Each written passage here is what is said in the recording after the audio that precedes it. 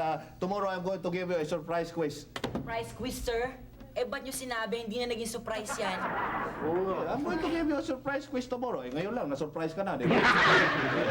Surprise quiz because tomorrow, you do not know what kind of quiz I am going to give you. That's why it is a surprise. Sir, fill in the blanks ba, sir? No. Matching type, sir? No. True or false? True.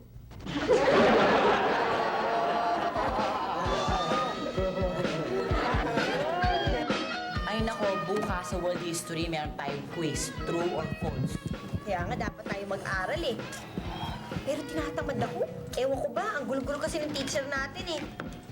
Ewan ko pa, bigla na lang tayo bibigyan ng assignment, tapos quiz na kagad. Ano ba yun? Oo nga eh. Wala pa siya na ituturo sa atin. As a teacher, he should teach us. Hindi yung magbibigay ng assignment tapos quiz pagkatapos. Ano yun? Parang self-study na lang mangyayari sa atin yan eh. Anyway, andyan na yan. Dapat siya magkaisa na lang tayo para pumasadya sa quiz na yan. Lahat ng bagay eh, may paglulusutan yan eh. Hindi mo, kayang-kaya ko lusutan yung mga yan eh. Gagamit tayo ng ubo signal. Signal. Signal, ano yun? Hindi nyo alam kung ano yan. Kaya mo ano? Kaya mo lusutan ka mo? Oo, kunyari ang answer ay true. Oh. Pwede ubo tayo ng isa. Di ba? Pag false naman, dalawa. Dalawa. Okay ba? Okay yan ah. Okay yun na. Oo nga, no? Teka muna. Lusutan. Eh, teka muna. Ba't sa paliligo ka dyan, hindi kang palusot? Wala kang gimmick dun eh. Umirit ka na ng bakla ka. Sabi ng hindi ko bakla. Ano ba? Iinit na naman ulo ko eh. Tigilan mo yan. Grabe to. Tama na yun. Hindi naman dalawa eh. Away, aw. Teka Mike, medyo Teka, nalilito ako. ulitin mo yun. Paano yun? Ulitin mo nga rin dito. Kunyari, Oh. kung Ano, true- nagagalit ka sa akin? Hindi. Ikaw naman. Kunyari true, ubo. Kung false, di ba? Eh, paano kung... Sige nga, ewan ko. Ano? Kung alam mo Kasi- sagot, kunyari, yun na nga yun. Ubo lang. Medyo malabo eh. Malamang lalabas dyan. Questionnaire eh, sa exam natin. Eh, paano natin malalaman kung anong question ang sasagutin natin? Kung question number 1, or question number 2, question number 3. Dali Paano lang natin malalaman yun eh. yun? Kunyari sa 1 tayo. Sa one. Sisignal akong ganyan. Ganyan. Kunyari true. Number 2, false. Eh, paano kung biglang alam ko pala yung sagot sa number 1, let's say false. Bigla na lang ako ubo, okay lang. Kahit sino. Dalawa lang. Kahit sino. Parang aso. Basta alam. Oo. Maganda. Effective. Oh, tara. Gimmick yan. Lahat. Effective yan. Sige. Alam mo, okay na okay ang plano natin. Siguro napapasa tayo bukas sa World History. Let's go. Yes. Nakasali ako sa tulong na ito. Ikaw, yung mga kinain natin kanina, babayaran ko na. Bakit ako magbabayad? Nakisali ka sa amin eh. Aba, porket sumali ako dito ako na magbabayad. O di ba yung namin signal, bahala ka. Anak ka ni Mayor. Doon tayo, Thank you, anak ka thank you. naman na. Bye. Baka kulangin to. Plano? Anong plano? Mimi, magkano kulangin nila? 26 lang naman.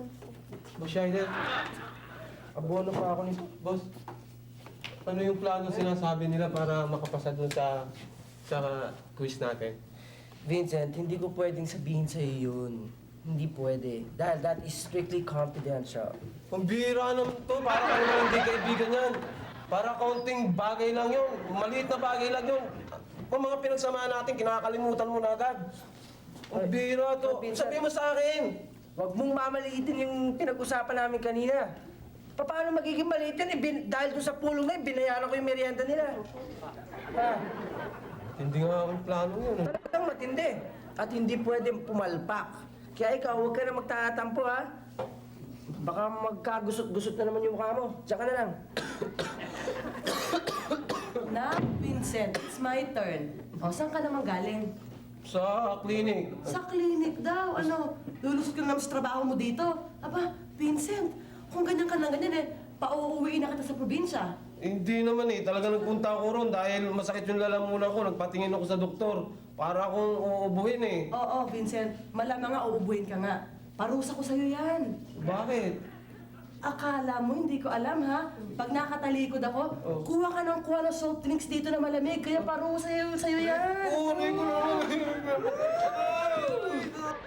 All right.